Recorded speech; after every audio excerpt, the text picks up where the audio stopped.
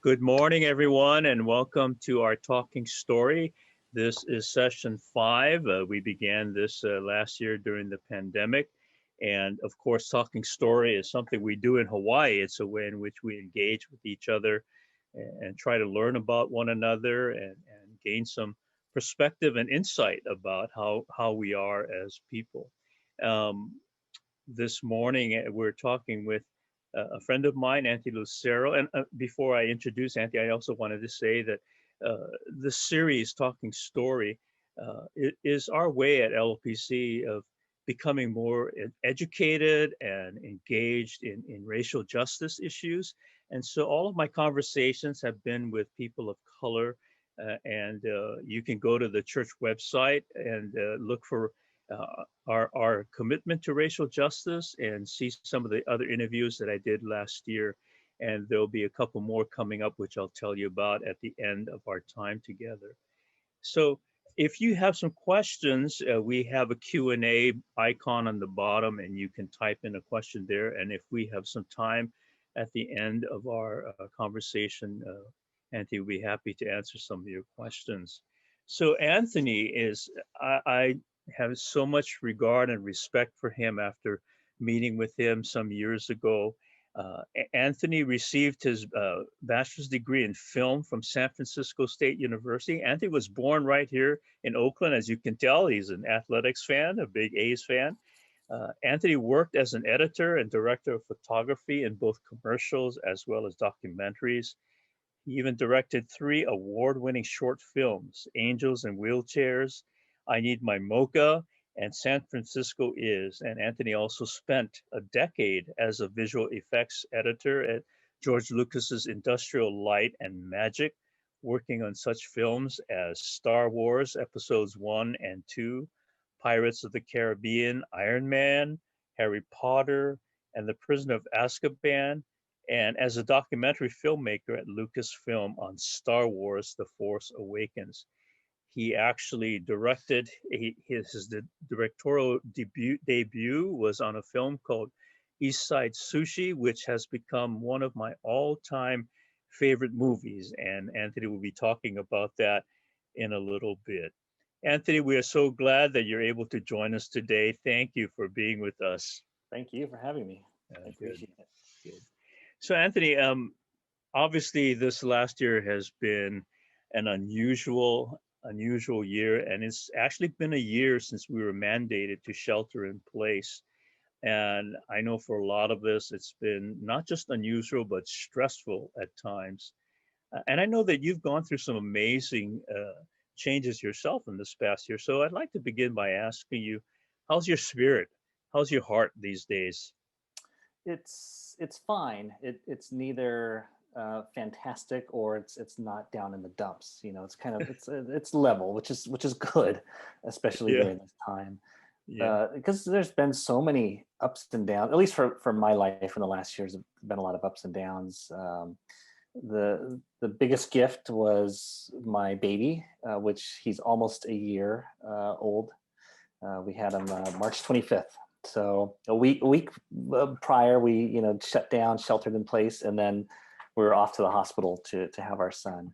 yeah. So which was fantastic. I mean, I don't think I could have picked a better time to have a baby than during a pandemic because we got to stay home all year with him. We're still home with him, and it's just amazing. So that rocks. It's the sad part is that he's not been able to meet his family. We haven't been able to have friends, and so he's pretty much mom and dad are the only two people that he knows for most of this year. But it's been amazing. Aside from the sleep deprivation that I've had the last year, Yeah, it's been a very beautiful experience and a beautiful time that I've had. yeah, But going with that question, the lows are work. Everything shut down. As far as I had three. I had two shows that were going to go into production last year. So I was working on two of them in pre-production, and then this whole world shut down, and then that stopped. So those two productions shut down, and then then a third one, which I could talk about later, I guess, or if you'd like, I could talk about it now. Mhm. But yeah, well, after the two productions shut down, I decided I was going to work on my next feature film, and it's one that it had won an it was a semifinalist at Sundance Labs, and so I thought, well, these two other shows are now seems like they're dead for a while until this pandemic goes away. So I started working on my next feature film, and so most of last year was just doing that, doing pre-production for that, and then that got shut down beginning of Mm. this year as well. So Mm. ups and downs this entire year, and I'm sure a lot of people can relate to that. Not Yeah. specifically filmmaking, but just work and having a hard time with that. Yeah. Yeah. Anthony and I were talking earlier that we have a little connection that his wife is from Hawaii. Yes. Yeah. Yeah. She's born in Hawaii, so our son is. Uh, uh, it's funny. He's half Mexican and half Hawaiian, but he looks white. So we don't know what happened. I don't know if that's the combination when you combine those two cultures together. Yeah. So he doesn't look either Latino or Hawaiian. So it's Uh, very funny. But he's a beautiful little boy. But yeah. yeah, Yeah. yeah. So Well, it's yeah, great that you got to spend the whole year with him. we did we he's very fortunate too, right, to have both parents with him the Mhm. entire time. So Mhm. it's been, and we didn't have to work like we would share work because neither one of us could work full time at the same time because we can't have a babysitter, right? So Mhm. without a babysitter, only one of us could work at a time. So it's been nice. So we have been trading off the last year, Yeah. um, and it's been good. So yeah. Great.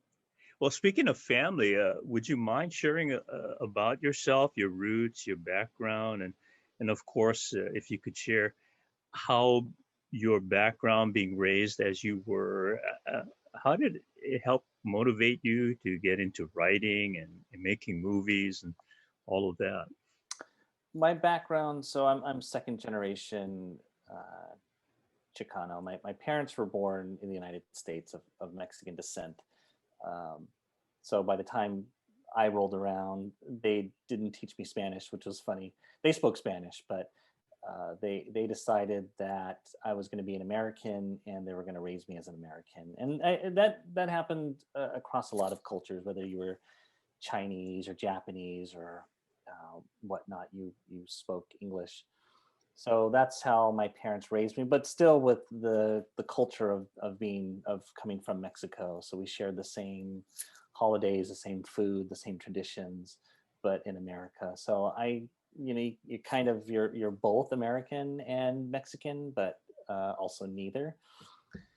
But that was my background. Grew up in East Oakland, and yeah, and it was interesting because I loved films. I loved watching the making of films, and when my dad was still alive, we would watch the making of Star Wars, and we would see, the spaceships on green screen, and it blew my mind. I couldn't quite grasp that's how they make movies, and wasn't until high school I was working in theater at St. Elizabeth High School, and we I would help with the stage production and the sets and the backdrops and all that, and I would help paint and do that, and I really enjoyed it.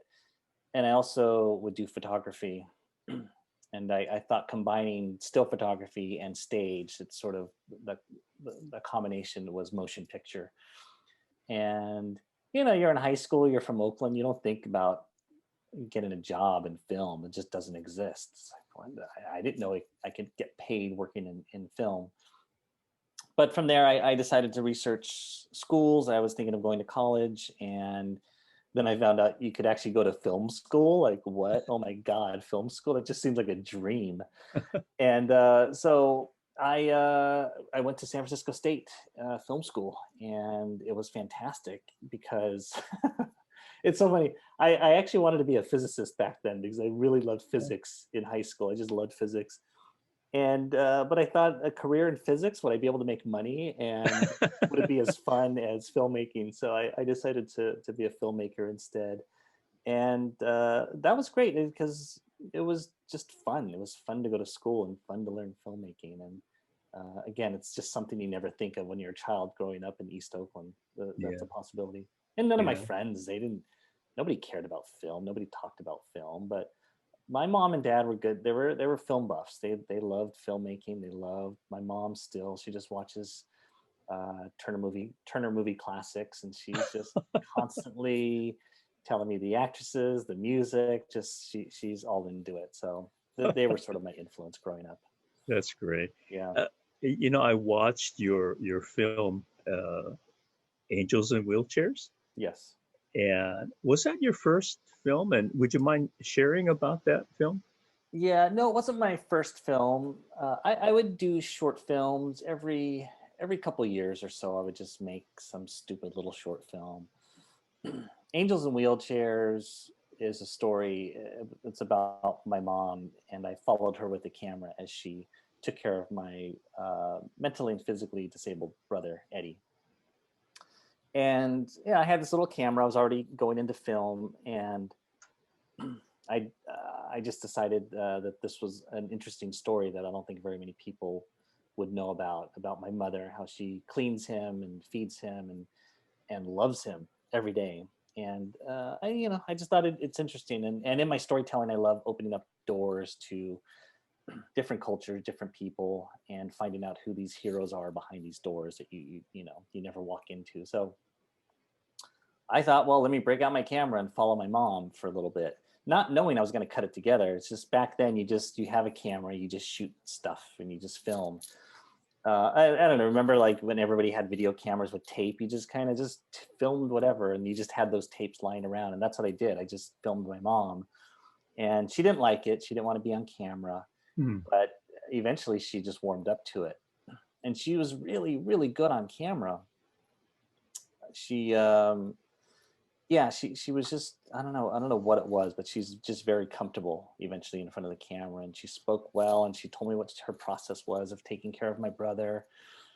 And after a while I thought maybe I could turn this into a little film just for us. Just I wouldn't share it because it was a very personal story. But yeah, I had those tapes lying around for a few years, I think, and then decided to just make a documentary out of it. And Hmm. yeah, I had a longer version, but I did there was Alice Radio in the Bay Area. They used to have a film festival called the 5 Minute Film Festival. It was fantastic. It was a really, really great film festival they used to have every year.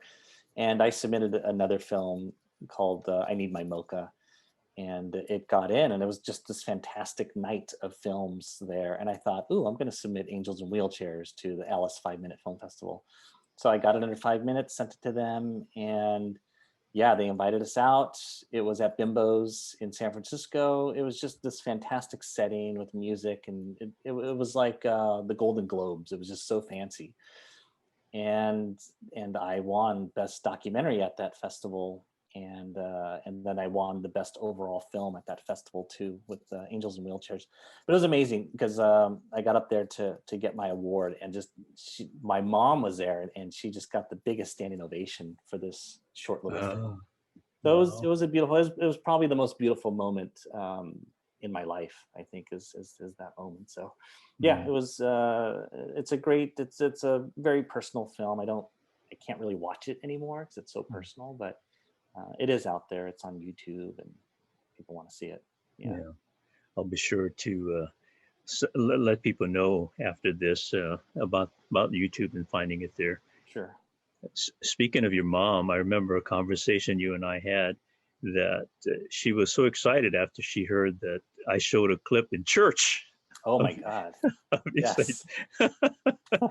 that was so funny. She, Yeah, yeah. she's a devout Catholic, devout Christian, devout Catholic, and she just, when I saw that, somebody sent me the clipping of you showing it to your congregation, and I thought, oh my God, this is better than any Oscar. This is like playing it in a church. She was giddy with that. She loved it. Yeah. I gotta meet her someday. Someday, yeah, when this Yeah, whole pandemic's over. Yeah, she's in Oakland. yeah, Yeah, she'd love to meet you. yeah. How is your brother these days? if I might ask? Eddie passed away Oh, in okay. 2000. Gosh, it's been 2012. He passed away. Okay. 2011. Yeah. So yeah, he lived to I think he was 47 years old, and he wasn't expected to live past the age of 1 and then 2 and then 4 and then but honestly, it was my mom's love that kept my brother alive for so long, because boy, she loved him so much, Mm. and he loved her. Yeah. Right. Well, I wanted to share how I found your movie, East Side Sushi. I was actually on sabbatical in the year 2016, and uh, there's the family in our church that have a beach house down in Aptos along the coast. And there used to be in the town of Aptos a little DVD store. So I would go in there and rent some films and just watch films while I was down there. And in the manager's section, manager's choices, I actually saw this, the cover. Nice. Yeah. Right. Yeah, and it just caught my eye, the sushi and you could tell that she's Hispanic and so it just caught my eye. And I went online immediately after watching the film down in Aptos and ordered my own copy of it.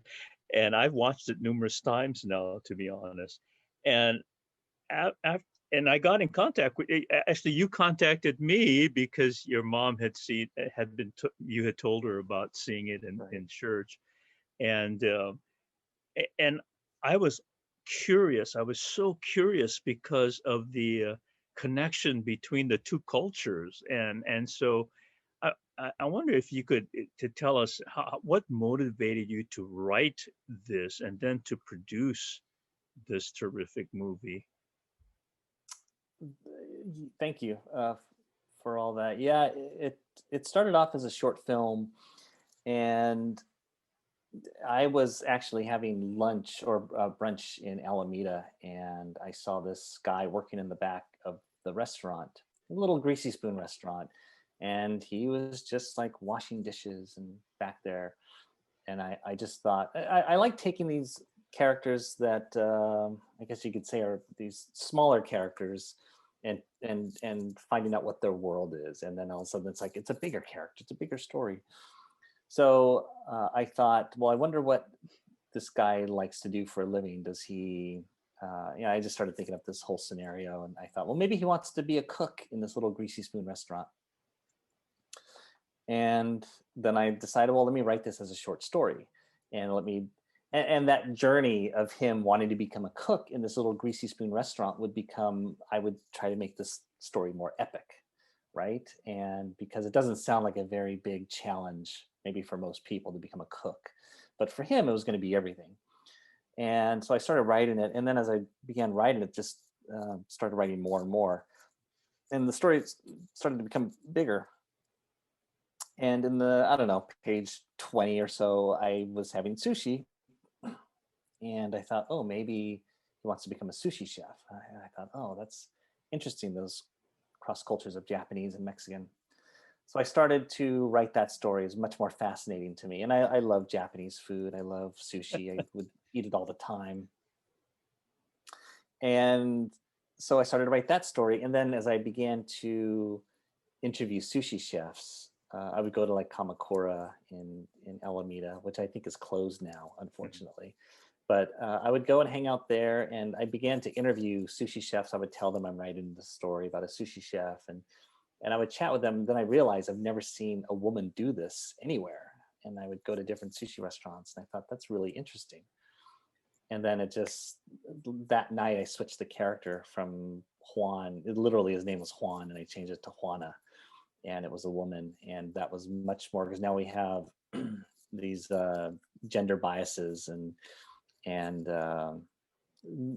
not only cultural divisions but gender divisions as well in food, right? Which is strange. I'd never seen that before, because I think anybody that walks into a restaurant, anybody that walks into a Japanese restaurant, they expect to see Not just Japanese, but Asian men, right? It could be Thai, or that's just the perception. It's like, oh, there's somebody Asian, they must be Japanese behind that counter, is I think what most Americans think when they walk into a sushi restaurant. They don't even think about it. They don't question it. They're like, must be Japanese man. He must know what he's doing behind that, cutting that fish. But if you walk in and you see, I don't know, African American or a white person or a Latino behind there cutting that fish, I think most people would say this isn't authentic for whatever reason. It's not authentic. And it could be like if we walked into an Ethiopian restaurant and you saw like some white guys cooking, the Ethiopian food, you would think it's not authentic. So I like that question of what is authentic food? What makes what is it the chef? Is it do different cultures have different taste buds? Is it something that you can learn, or is it? So I like those questions that are brought up. So it seemed, it's just very fascinating for me to write stories like that, and that's how it sort of started to evolve. And to this day, people bring it up in colleges, and they talk about it, and not really as cultural appropriation, because I don't think that's happening in this film, but more of cross culture and learning, and what is authentic food, I guess. So I'm glad these questions come up, though. Yeah. That never crossed my mind about cultural appropriation as I was watching it. Never. Yeah, it hasn't. It only crossed my mind when I went to Japan to show it. It did. There's a longer story, but the State Department sent me out to the embassy in Tokyo to show the film. And before I got there, I thought, oh man, are the Japanese just going to hate this? Are they going to think it's cultural appropriation of some sort? Are they not going to like that it's a woman? Are they going to be offended? And I wasn't quite sure how the audience would react in Japan. And quite the opposite happened, where they loved that somebody, even a Latino or Latina, would embrace this culture. Both the character and me as a writer, they loved that, how the details that I went into writing the film, and they loved it. They loved that somebody loved their culture and loved their food so much that they wanted to make it. So it was really interesting. Yeah, I didn't think that would happen. If I recall, you actually spoke at culinary schools when you were in Japan. I spoke to colleges, and one of them, I spoke to film schools. I don't know if I spoke at a culinary school. Okay. But I spoke to so many different. I don't know. I went to so many consulates there that I think they did have a culinary school there in one of them. That's right. Because I had a couple of women come up to me, and I had through an interpreter. One woman was crying after the film, and she said she wanted to become a sushi chef, and after seeing the film, she's going to go back and she's going to do it, and she wants to do it. So it affected a lot of people in Japan, and it was great. But yeah, I mean, she happened to be a chef, and she said she was going to go back and be a sushi chef. So I'm like, fantastic, you go do that. That's great. Yeah, it was fantastic. Yeah. I've actually asked Devin if he could cue up a scene, and for me, this was a very pivotal scene in the movie. And in fact, I was watching the DVD again a couple weeks ago, and I was watching the extras, and one of the persons who was being interviewed said that while they were filming this particular scene, crew members were in tears, and I could see why watching it myself. Um, and this was actually the scene that I showed in church, in the church service, and that's the scene that your friends saw. And so I wonder if we'd like to show the scene, and then I have a couple follow-up questions for you. Sure, sounds good.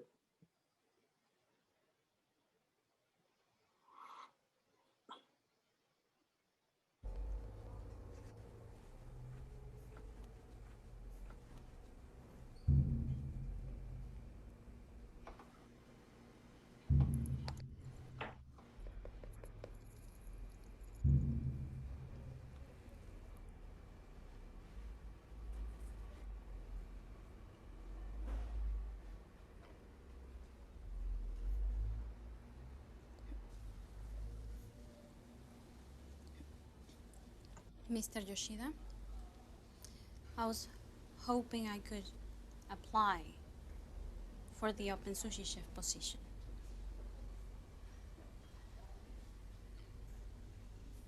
I can make everything on this menu, and then some. And I'm fast. お前が後押ししてんだろ。足を引っ張らないようにしてるだけです。I can prove it to you, and if you don't like it, you can send me back to the kitchen. You were hired for the kitchen. But I want to work out here. ダメだ。I know I'm a woman. I cannot change that, nor would I want to, but if you want me to look Japanese, I don't know, I can wear a bandana around my head and look more official. You work in the kitchen. That's it. Aki, didn't you say you couldn't have done a better job? Yes, I did. So were you lying? Of course not. I deserve to be out front, out here. No. Customers come in and they want authenticity. I gave them authenticity, but you want to give them an illusion. The special, the bonito bonito, that's mine. I invented that. It's a crowd favorite. The Japanese have a tradition. And we respect that tradition. This is not Japan. Sure, you tell women that their hands are too warm to prepare fish, that their perfume will affect the taste. Kyung, he smells like an ashtray. You want to be a sushi chef? Go try any other restaurant in town. Go ahead. I will even put in a good word for you and we'll see who hires you. Is that what you want? Huh? What are you trying to be, Juana? I'm trying to have an opportunity like everyone else. I deserve an opportunity like everyone else.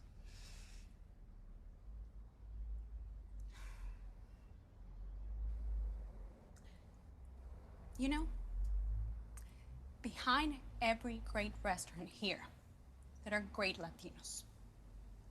In the back, in the kitchen, hidden, prepping the food and making you all look good.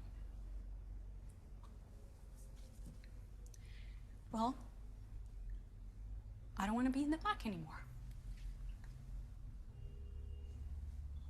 To hell with it, I quit. Anata.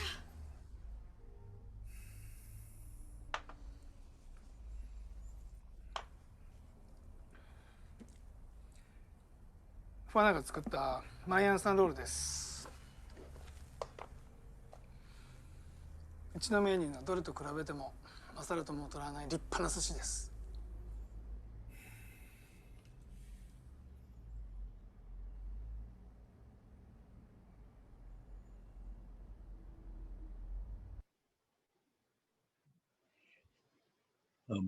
Before we get into some questions, I just want to remind people that if you have a question, please click on the Q&A on the bottom, the icon on the bottom, and we'll get to those questions after that. First of all, Anthony, did they actually create a Mayan sun roll? The Mayan sun roll and the other creations, it was just something, yeah, that was created by one of our sushi chefs that we had. Wow. Yeah, I just wrote it in the script, Mayan sun roll, green diablo roll, and we had a chef create it for us. Yeah. I've always wondered that. Yeah. Yeah. So why was this scene so important for you to write? It was hugely important because it's true. It was something that it's very discouraging to go into a restaurant, and I think the restaurant is a metaphor for the world, for everything else, for the film industry that I work in. That if you go to a restaurant, the hostess, the wait staff, they're usually Caucasian.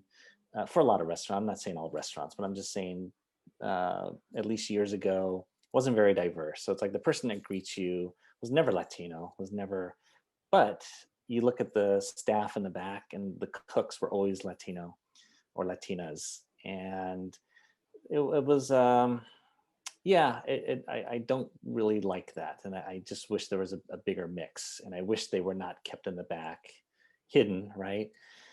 So I had to write that scene, and I had to just call it out for what it was. And unfortunately, it does cross over into the film industry, where on the front in the camera on screen, I mean, it's not very diverse. There's not very many Latinos. They make up, I don't know what the latest stats are, less than 5% or so of the speaking roles. We're not talking lead roles, we're talking just speaking roles.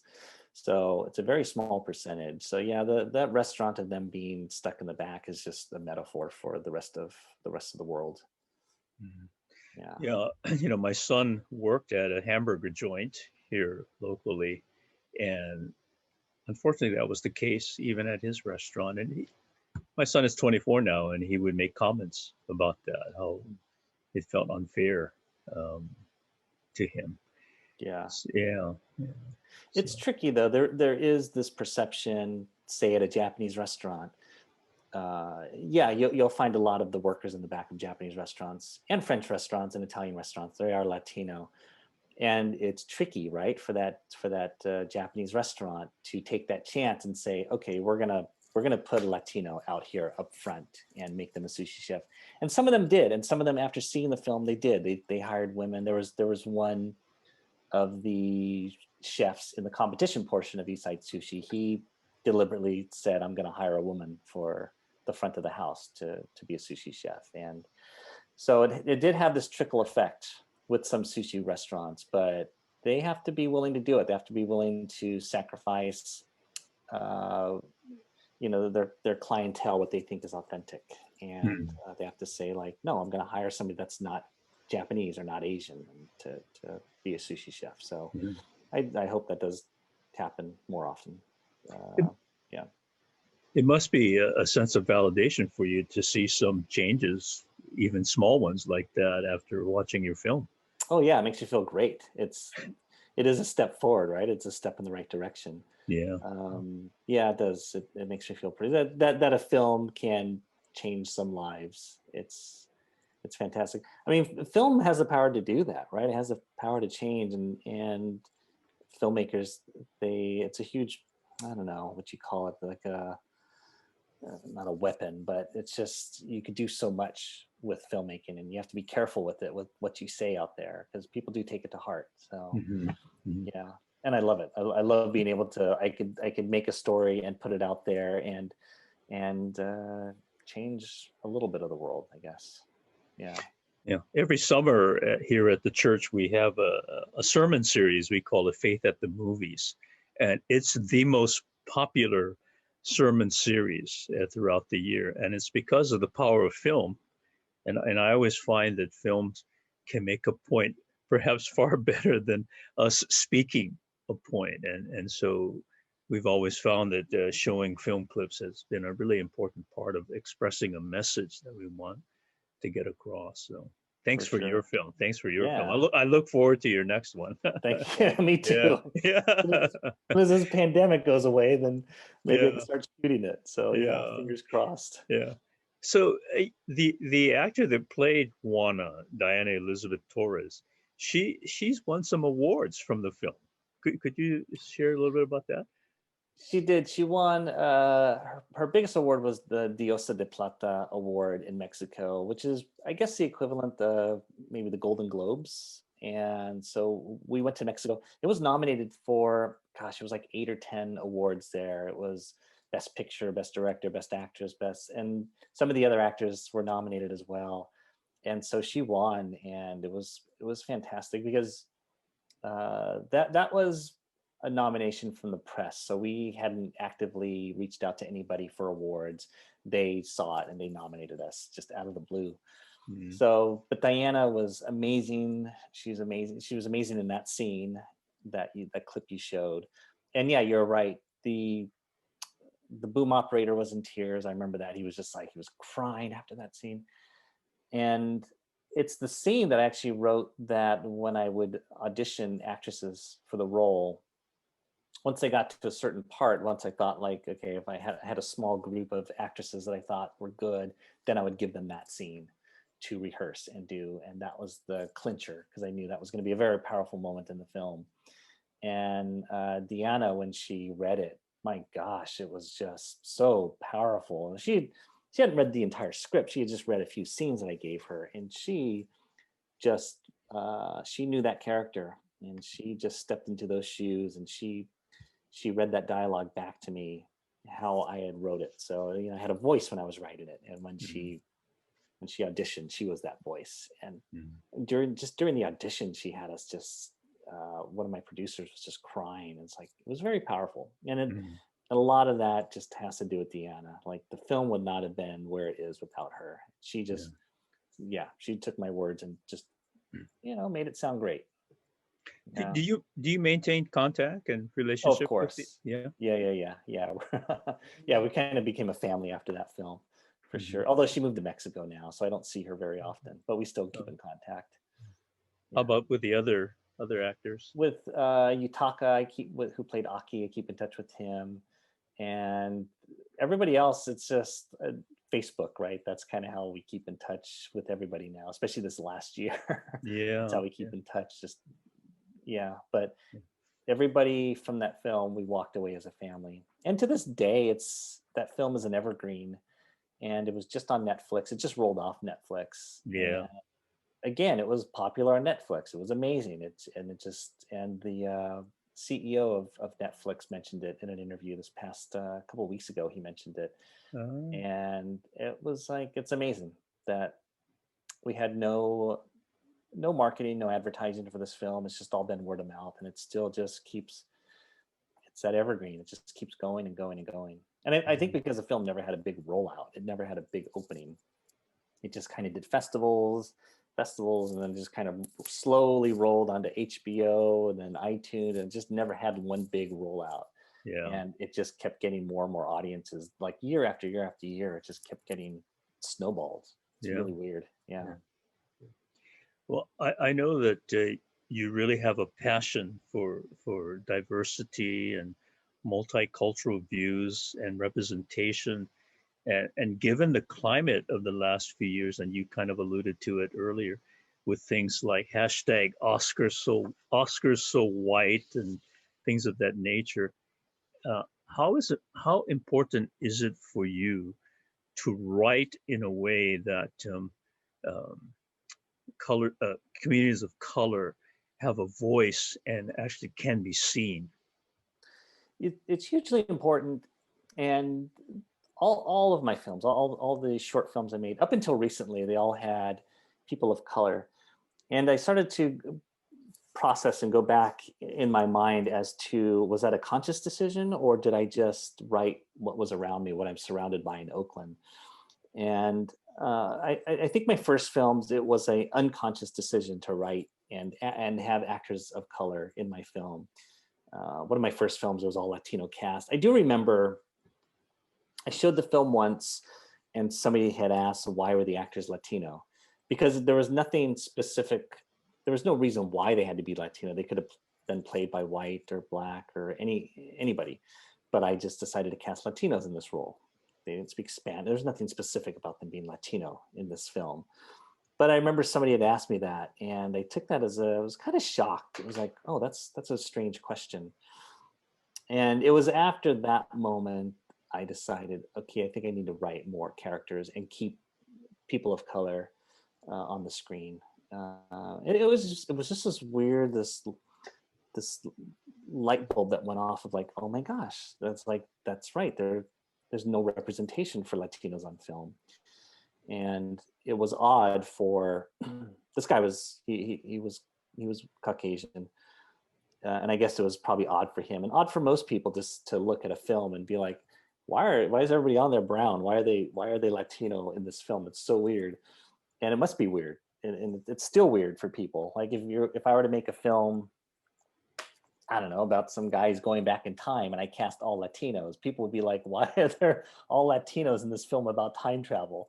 And it shouldn't be, and it's only weird because there's not enough people of color. There's not enough Latinos on the screen. So once you start to saturate the screen more with color, then it won't be so obvious. And that is my goal as a filmmaker, to write more characters of color. Yeah, excuse me. just recently I was reading an article about the Academy Award nominations, and there are a couple of Asian actors that have been nominated for Best Actors, which is, I understand, the first time that's ever happened. Right. And I know that in talking to Asian American friends, they're very excited, but they also feel as though, well, this is a long time in coming, and there's still ground to be broken, and feeling as though that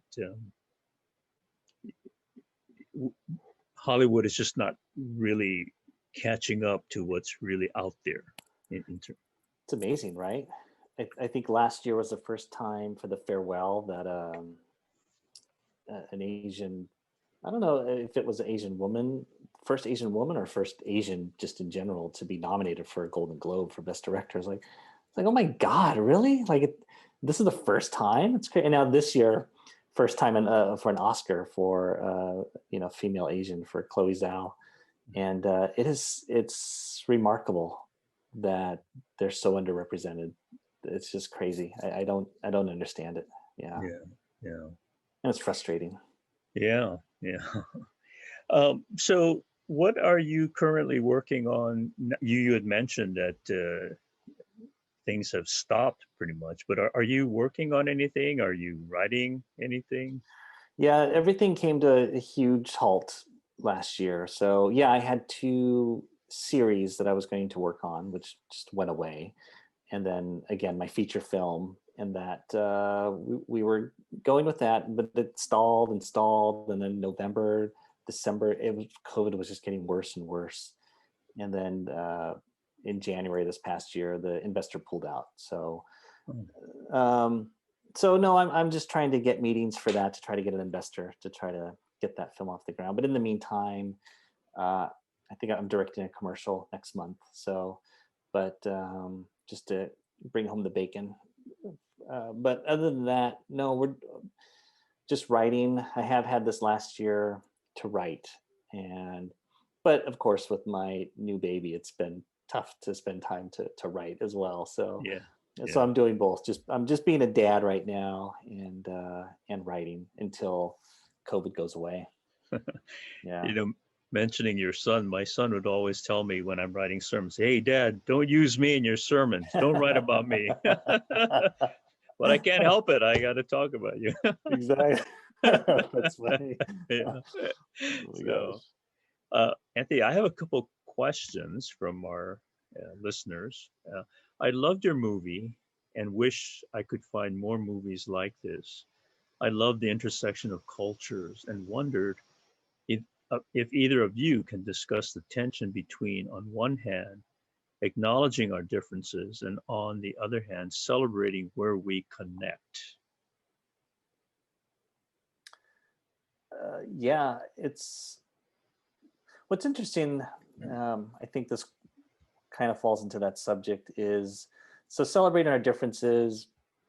When I write characters, I just don't want to write about Latinos, right? I don't want to be pigeonholed in that.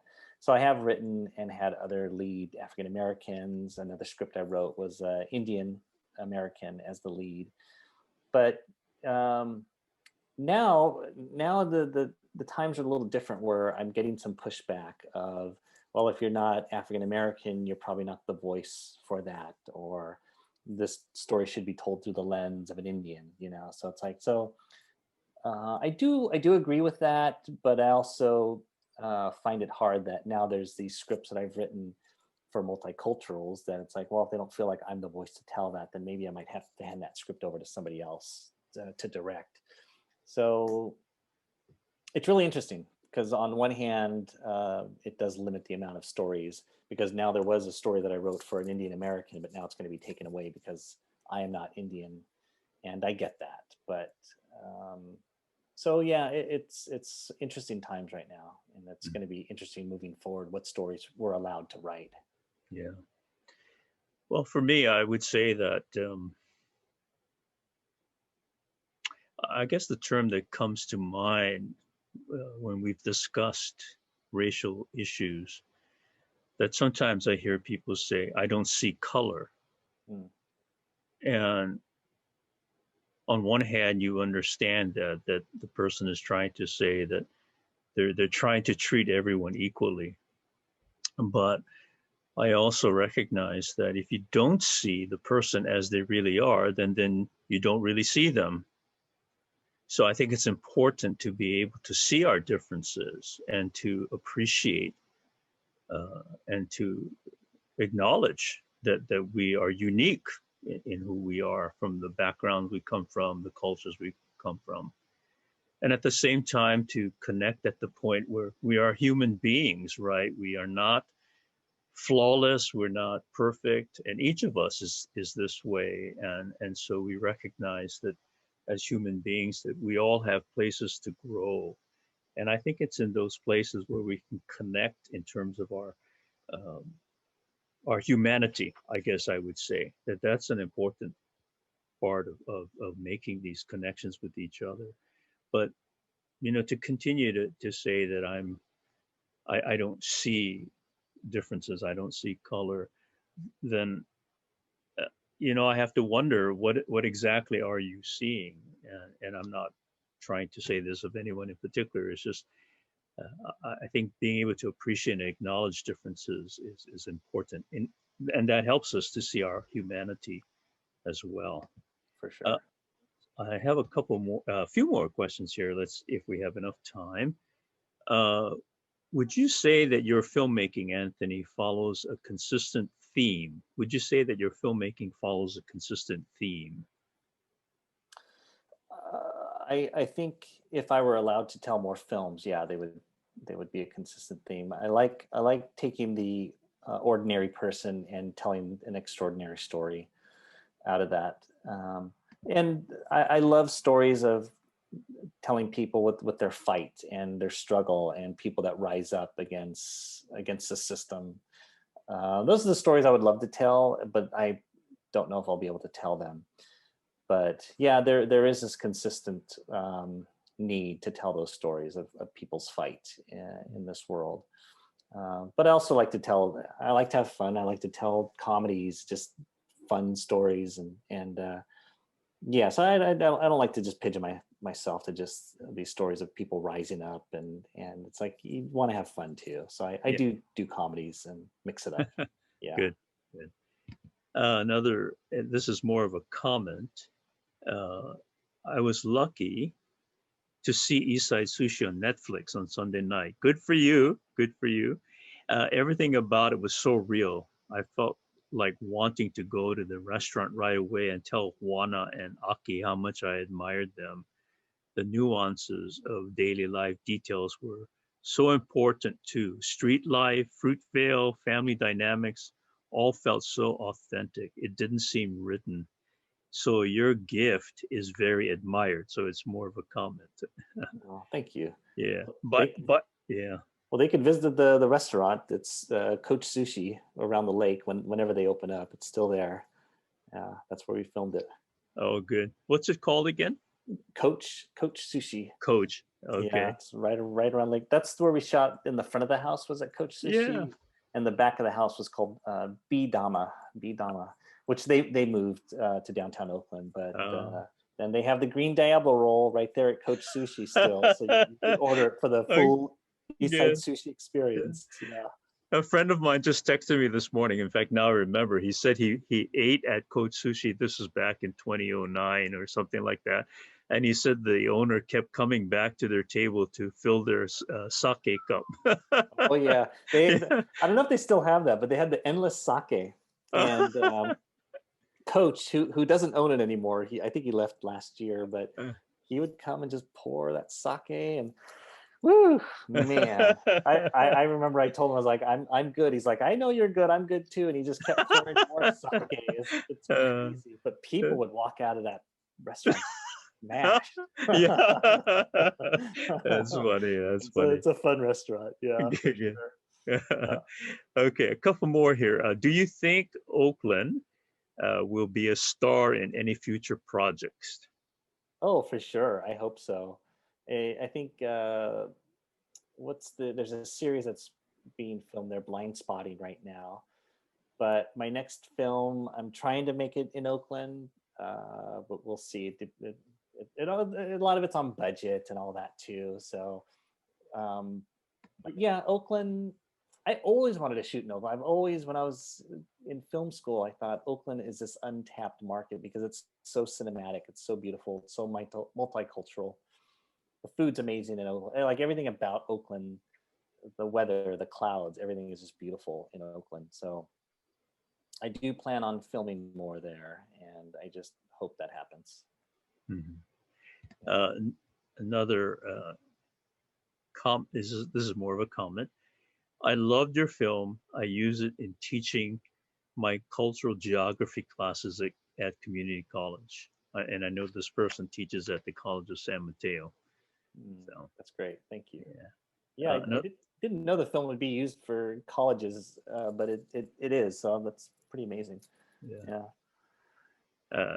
Another question here. Are you considering more short films that could be independently produced and shown in more small festivals like the Walnut Creek Mountain Shadows Film Society annual competition? I don't know do they work for a film festival? It sounds like they work for the film festival, but yeah, of course. Short films are always fun because I still do them. I did one just before the shelter in place. I just decided to do a short film just to, you want to like exercise, you want to just keep your chops up for directing, you want to try new material. So yeah, I do short films. So I plan on doing more short films, and yeah, so I'll submit it to that festival. Sure. Good. One more question. What are your main ideas or intended purposes in approaching racial problems through film in the USA? If you have any, I guess. Yeah, I guess my main goal, my main agenda in all this is to just cast people of color for the screen. And it doesn't necessarily, we don't have to be discussing racial issues or anything heavy. My main goal is to write a story and have, instead of, your typical person that you've normally seen the last 100 years on that screen, I want to put a Latino, I want to put an African-American, I want to put Asian, anyway, just different faces up there that you normally don't see. And it just, just normal stories about normal Americans, but just change the color of the people that are on the screen. That's what I want to do. I love telling stories about I don't know, about racial differences too, but overall, it's just, for me, I just want to cast more diversity.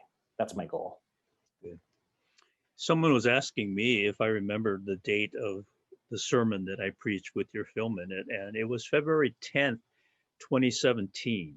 February 10th, 2017. Well, I do want to warn you that in the sermon, I do mention, it was right after the election and right after the inauguration of President Trump, and I do mention President Trump in the sermon. So just be warned that you'll hear his name there. Okay. Yeah. Thought we were done with him. Oh no. Yeah, right. So, well, sure. Anthony, I think we've reached our time. I want to thank you on behalf of myself and the church. It was fantastic having you on board with us today, and we look forward to your new film when it comes out and any other works that you do. Thank you. I'll let you know when it comes out. Thank you. Thank you for having me. Yeah, and to everyone again, remember that we've recorded this session and we'll be posting it on our website. And when you go to the main page of the website, you can scroll down to LOPC's commitment to racial justice. And in the month of May, I'll also be interviewing the Reverend Dr. Ken Fong, who's a good friend of mine, who's done some tremendous work working in communities, in Asian communities, but also guiding his church when he was a pastor in LGBTQ community concerns. And then in the month of June, I'll be interviewing the Dr. Satsuki Ina. Dr. Ina is a psychotherapist, and she was actually born in the Tule Lake internment camp in 1944. She and her family were interned during the war, and she's become an activist and has a tremendous voice in the Asian American community as well as in other communities of color. So please be looking out for some more information about those two interviews. So once again, everyone, thank you. And I'm going to ask Anthony and Devin to stay on for a few more moments. But to the rest of you, thank you so much for being with us. Thank you.